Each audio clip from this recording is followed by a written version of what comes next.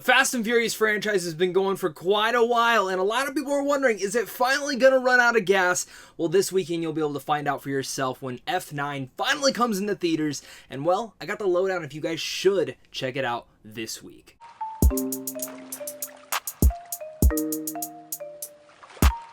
What's going on, buddy? My name is Zach, and welcome back to a brand new movie review. Today we're discussing Fast and Furious 9, or F9, the Fast Saga.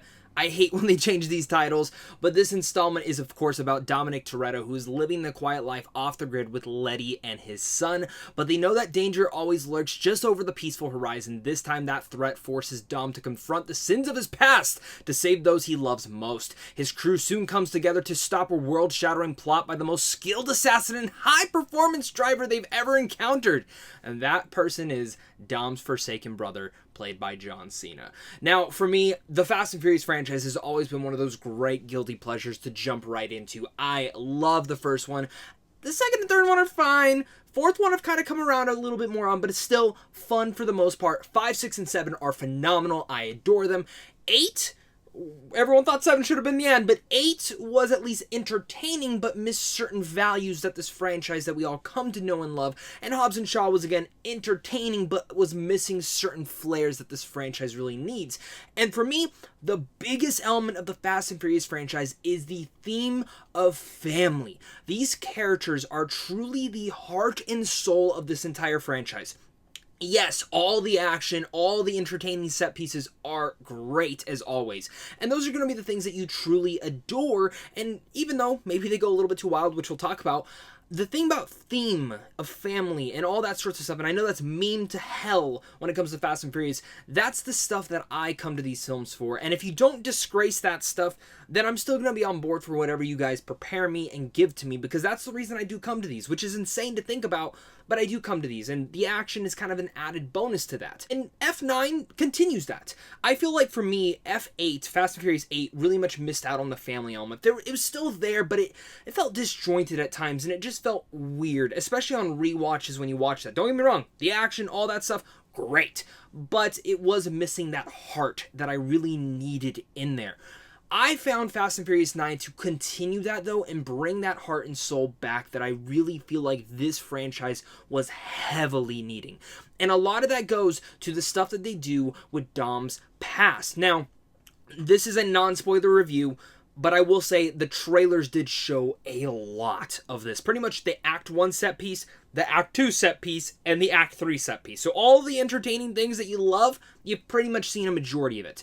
So the story-wise, though, I'm pretty much going to stay away from a lot of it, even though it's Fast and Furious and really much there's not much to spoil, especially since the trailers gave away everything.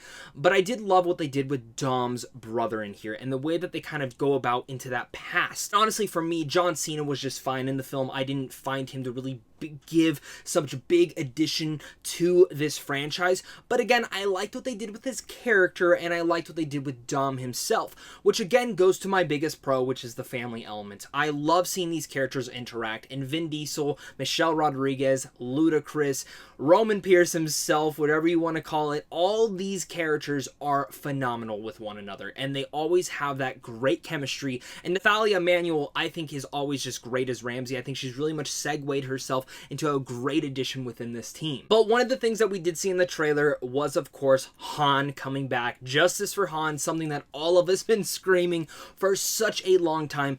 And overall, I was happy that Han came back. The explanation with him coming back, a little bit too convoluted, which maybe can delve into a little bit one of my cons, which we will talk about in a second. But I did like that he did come back. I didn't think he needed to, but his addition in here was felt, and I liked it. And while the characters are the reason that I continue to really be invested with this franchise, one of the things that really does come into play here, and one of the things that I really liked, was, again, the action set pieces. I know, again, they've been kind of going over and almost jumping the shark, and I think for some people, they might jump the shark on this one. This might be kind of the place where you're like, all right, the gas is done. It's over. I'm tired of this.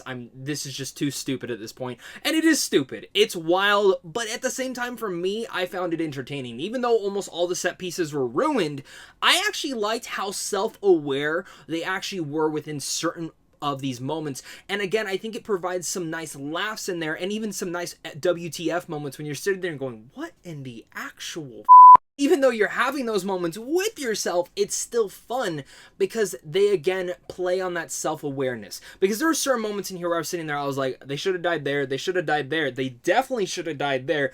And I know we've had those moments in the past with other Fast and Furious franchise moments, but this one, you really have to turn your brain off completely, take the key out, throw it away, throw all logic aside, and just sit there and just shove popcorn in your face. Because that's the only way to get through this one. It is probably the stupidest movie yet in this franchise, and they do go forward within their playing on this, and it always just makes me laugh when I think back to the first film and what they were accomplishing there, and then seeing their whole entire journey up to this point. And again, like I said, some people will like that, some people will be done with the franchise after this one. I think really much, I know they have planned 10 and 11, but I think for those next installments, they really much need to take a little bit slower of a ride for those next two. Don't go too big, because they went pretty damn big in here, and if you've seen from the trailer, obviously, they do go to space. I didn't love that stuff, and I guess this is kind of me segueing into my cons here.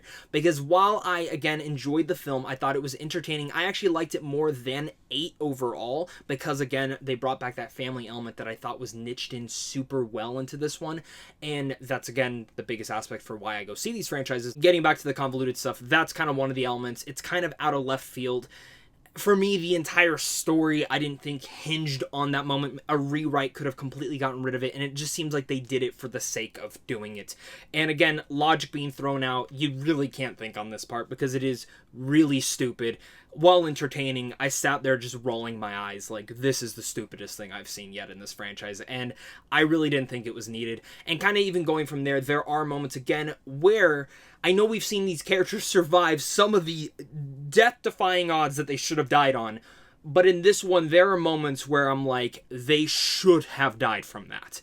And it really made no sense to why they didn't. I get you're not supposed to think too much when it comes down to those moments, but I was sitting there and I'm like, hey, if we're being self-aware, you kind of need some answers to certain ones of these. And, you know, it does, again, bring some nice elements into it, especially within the dialogue and the interactions between characters, but again, this film franchise doesn't need to be too convoluted, and for me, I think they do need to take a little breather back from that all and leave kind of the dumb sci-fi elements to maybe Hobbs and Shaw a little bit more. Because what that ends up doing is leaving no stakes for this franchise, and it's like they kill a character off, they bring them back. They kill a character off, they bring them back. Even though that character should have died where they died at. And again, while I'm happy that they bring them back, there again leaves to that no stakes, and that self-awareness, while fun and entertaining, I understand, but you do really need to give at least some answers to that. And maybe, again, maybe I'm thinking too much, and you're probably thinking to yourself, this is the Fast and Furious film, why is this guy thinking too much?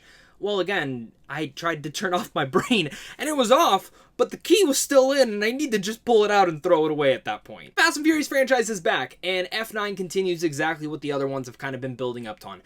Building the stakes, never really giving you those stakes because no one ever dies, but just continuing and going bigger than ever. I have no idea what they're going to do for 10 and 11.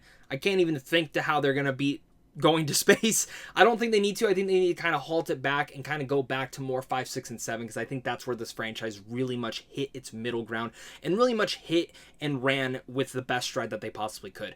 Again, Fast 9, it's not the best in the franchise, but it still is wild, and that might be it for some, but for me, I found it entertaining. I muttered to myself, WTF, quite a few times, but it's got family, which is and always will be the main soul and focus for me in this franchise. While, again, they're not the deepest characters, I really like the chemistry between everyone in here, and that always has become the main center focus for me and the reason that I go see these. Take those characters out, this ends up becoming a very generic action film that we've seen literally 1,100 times before, but since it has that heart and soul into it, that is the reason that I continue to go to the Fast and Furious films, and I will still continue to go to them as long as they never mess that up. And that was the one thing I was nervous about, especially with adding the John Cena character in here, Jakob, Dom's brother, who comes out of nowhere. But even then, while I just thought John Cena was fine in the film, I like what they did with Jakob overall, and I'm excited to see what they do with 10 and 11. I just hope they bring it back a little bit, reel it in, and let's not go to space anymore. So with all that said, I'm going to give F9 a B-. This is where you guys come in. Make sure to comment down below. Let me know your guys' thoughts. How excited are you for this franchise? Are you not? Let's discuss it all down there. As well, guys, make sure to hit that like and subscribe button. And as well as head on over to Sandwich on Films on how to see films early. I love talking movies. And if you love talking movies, then this is truly the channel for you guys. And also, just a big thank you to you and a big thank you to my Patreon supporters for always watching and really much supporting. It means a lot. And I can't wait for the next movie review with you guys. So, of course, until next time, stay classy.